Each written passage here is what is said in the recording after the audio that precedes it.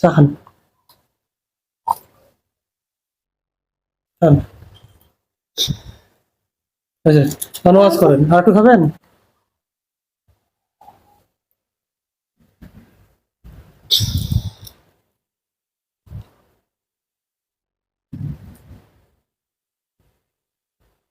ওয়াজ করেন, এদের মতো ফকির নেই এই তো পকিনি যারা শ্বশুর গিয়ে কষ্ট দেয়, তোর কি কত দেয়?